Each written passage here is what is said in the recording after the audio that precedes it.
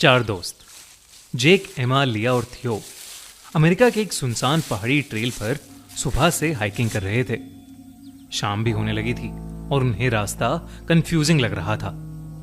तभी जेक ने एक बोर्ड देखा और उसको रियलाइज हुआ कि उन्होंने गलत रास्ता ले लिया है, क्योंकि उस बोर्ड पर एक दूसरी वैली का नाम था जो उनके हाइकिंग ट्रेल का हिस्सा थी ही नहीं। अंधेरा होने लगा था और वापस जाना अब सेफ नहीं था।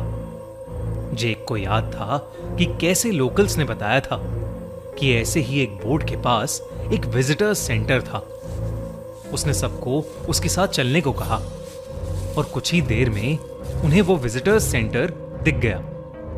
उन्होंने डिसाइड किया कि सुबह होते ही वो वहां से निकल जाएंगे ताकि वो दिन की रोशनी में सेफली वापस जा सकें। जैसे ही वो लोग विजिटर्स सेंटर की बिल्डिंग के पास पहुंचे, एकदम से बादल काले हो गए और वहां बारिश होना शुरू हो गई। वो लोग जल्दी से सीधा उस बिल्डिंग के अंदर चले गए। अंदर घुसते ही बाहर बारिश बहुत ज्यादा तेज होने लगी और आसमान में बिजली कड़कने की आवाजें बढ़ती जा रही थीं। उन्होंने उस बिल्डिंग का दरवाजा अंदर से लॉक किया और अपने बैग्स और बाकी का सामान भी दरवाजे के पास ही रख दिया। जेक ने आसपास के छोटे मोटे पेपर्स और पुराने फर्नीचर का यूज करके उन्होंने उस बिल्डिंग के फायरप्लेस को जलाया और वहां बैठकर रात ढलने का वेट करने लगे। उस समय तकरीबन शाम के 6:45 बज रहे थे। एमा और लिया को उस विजिटर सेंटर के अंदर एक अजीब सी घबराहट हो रही थी। तभी जेक ने उन्हें हंसते हुए बताया कि उसने जब एक लोकल आदमी से बात की तो उस लोकल ने कहा कि ये विजिटर्स सेंटर हॉन्टेड माना जाता है। उसने कहा कि जो कोई भी यहां आता है वो कभी वापस नहीं जाता।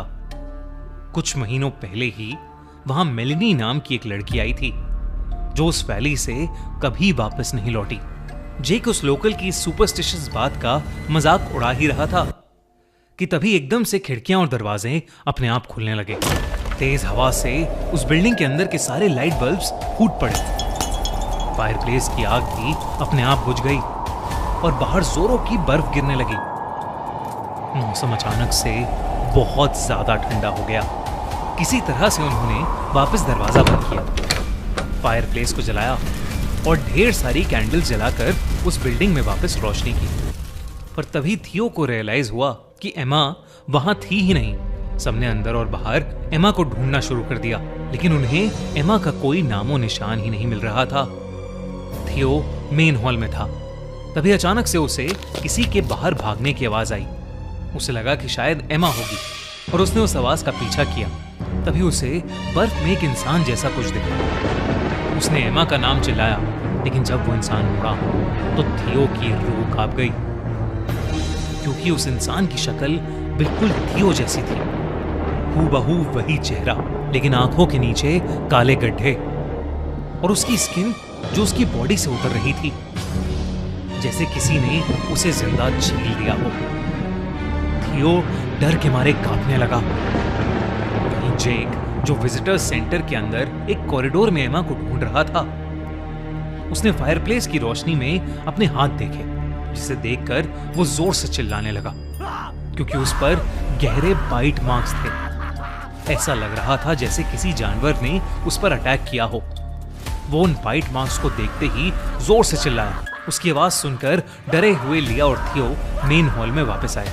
इससे पहले थियो और जेक कुछ भी कह पाते, उन्होंने लिया को देखा और वो घबरा उठे।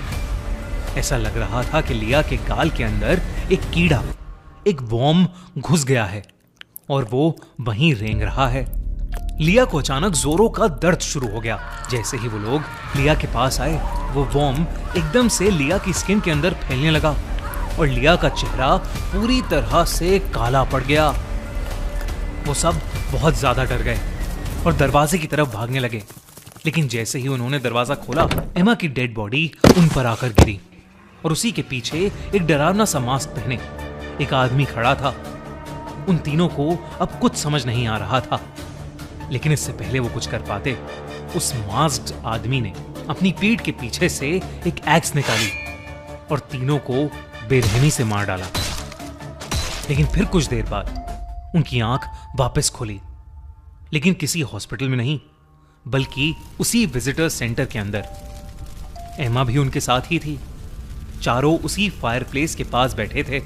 उन चारों को कुछ समझ नहीं आ रहा था कि अभी उनके साथ क्या हुआ था। तभी उन्होंने टाइम देखा तो घड़ी में 6:45 बज रहे थे। वही टाइम जिसके बाद ये सब शुरू हुआ था। देरी ना करते हुए वो लोग विजिटर सेंटर से बाहर भागने लगे। थोड़ी दूर पहुंच के उन्हें लगा वो फाइनली बच गए, लेकिन तभी जंगल के पेड़ हिलने लगे और उन्होंने अपने सामने एक बहुत बड़े क्रीचर को देखा। इससे पहले वो चारों समझ पाते कि क्या हो रहा है, वो मॉन्स्टर उनकी तरफ बढ़ा और उन्हें खाने लगा। दर्द से चीखते हुए उन चारों के होश चले गए। लेकिन फिर एक बार उन चारों की आंख उसी विजिटर्स सेंटर में खुली। घड़ी में अब भी शाम के 6:45 बज रहे थे। उन्हें समझ आ गया था कि वो एक टाइम लूप में फंस चुके हैं, पर वो उससे बाहर कैसे निकलें, इसका जवाब ढूंढने के लिए वो उस बिल्डिंग में छानबीन करने लगे। इसी बीच उन्हें एक रूम मिला जहां पर उन्हें कई मिसिंग लोगों की फोटोज दिखी, जिसमें उनकी भी फोटो शामिल थी, जिस पर 8 दिन बाद की डेट थी।